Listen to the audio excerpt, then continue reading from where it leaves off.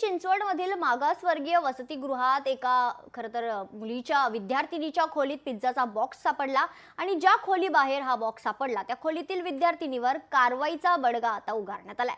खोलीतील 4 विद्यार्थिनींना पुढचा 1 महिना येण्यास मनाई करण्यात आली आहे। यासोबतच अशा आशयाची नोटीस सध्या व्हायरल झाली असून समाज माध्यमात या कारवाईला घेऊन संताप व्यक्त केला जातोय।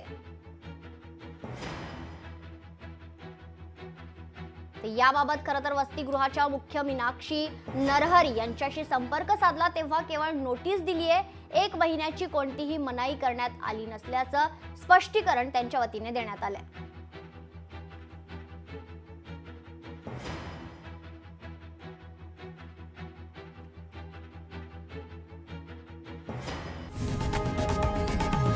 लोकशाही मराठी ऐका, पहा, जागरूक रहा।